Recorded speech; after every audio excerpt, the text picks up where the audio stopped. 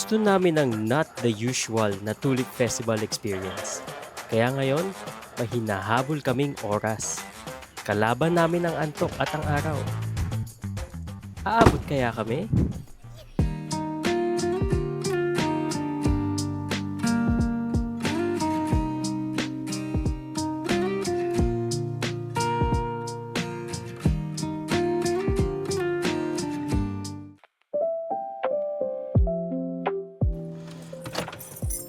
Naiwan? Papupunta kami ngayon sa Tulip Festival. Ngayon, hahabulin namin ang sunrise. Ayan, tignan natin kung mahahabol natin, guys. Maganda daw dun eh. Ang dami ako nakikita sa social media. Kaya dapat maganda din ang suot. Di ba, mami? Di ba, mami? Hindi, tayo lahat. Tayo lahat.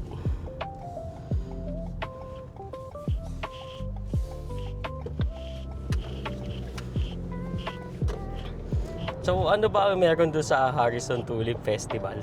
Siyempre, tulips. Tulips na tawag doon. Dalawang labi. Tulips. Tulips. Mga bulaklak. Ano? Mga bulaklak, siyempre. Mga colorful flowers. So first time ni Mavi makita ng mga colorful flowers. Titingnan din natin kung anong mga reaction niya. Kung siya ba'y mapapawaw o siya ba'y tatakbo-takbo lang sa mga flowers. Road trip papuntang Harrison Tulip Festival. Gusto sana naming ma-experience yung fields na walang masyadong tao at maabutan yung first light na tumapo sa mga bulaklak. Medyo nag-rush kami kasi mabilis sumikat yung araw saka late na kaming nagising.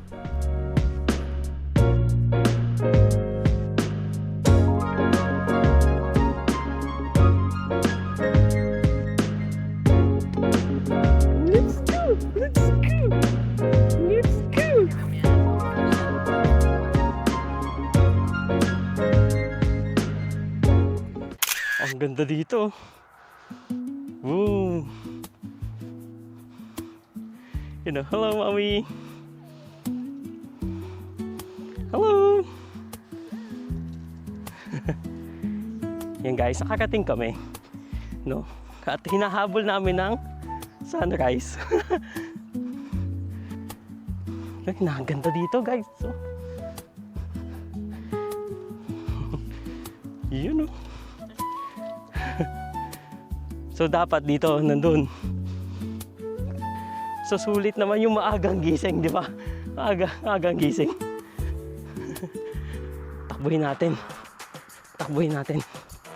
Dapat makuha yung proper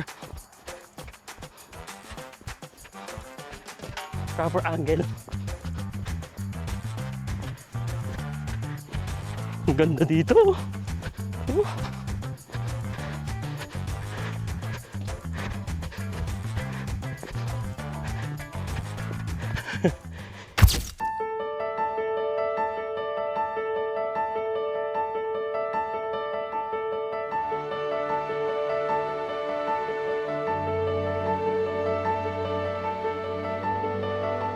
And then, this happened. Lahat ng pagmamadali natin kayo ng umaga, nabawi dito.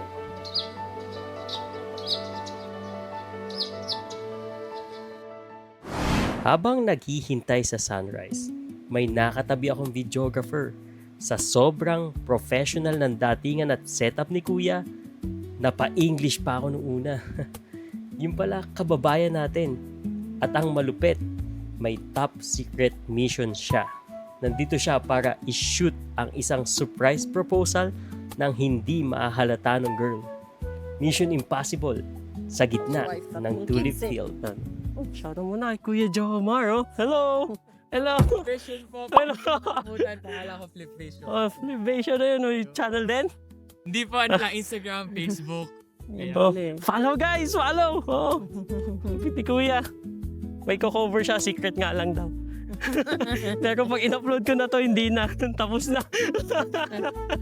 Oo. So dito kami, oh. Hinabol namin yung sunrise. Gumising kami ng 4 para dito. Oh. Ang ganda ng kanya dito. Hello, Mavi! Hello, Mavi! Hello! Hello! Hello, Mavi! Hindi tayo sa view. Ganda ng view, oh.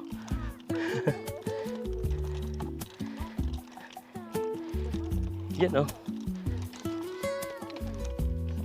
So, meron kami ditong special slot na kinuha morning.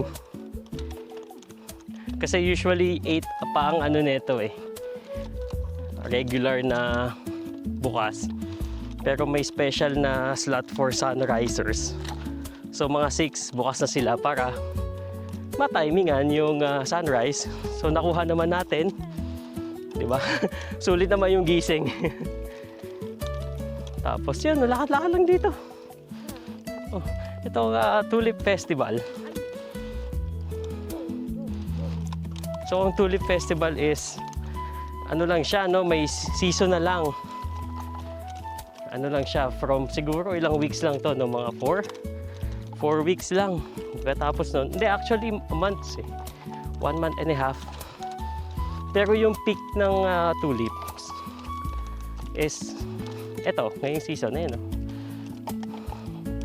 Peak na siya. Ibig sabihin ng peak, nag-bloom na siya lahat. Ayan, no? Ganda, oh. Oh. Hello! Ayan, oh. Ang ganda, oh. Di ba?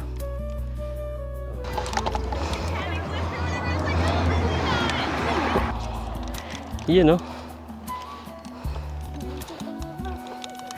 Yan, oh, ganda ng parang Korean novela, guys, oh.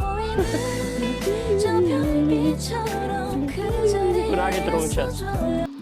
Nasa taas.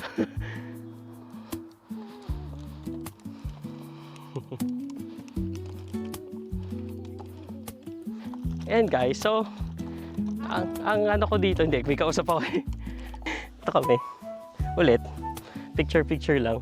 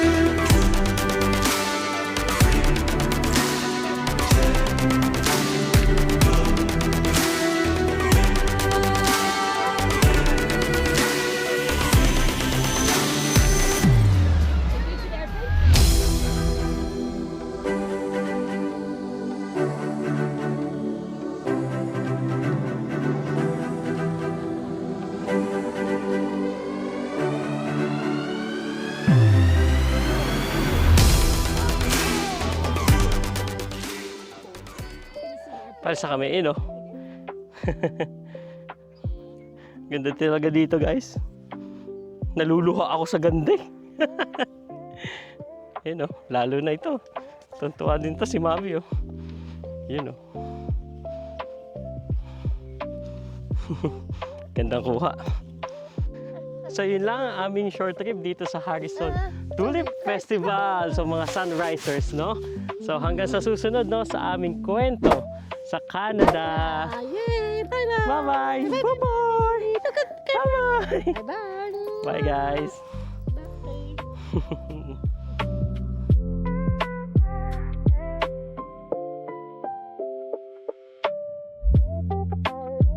Ang ganda, ang ganda. Ang ganda nun. At the end of the day, ganito lang kasimple ang kaligayahan namin. Ang ma-experience ang mga unusual moments na ganito at ma-appreciate ang ganda ng Canada kasama ang pamilya.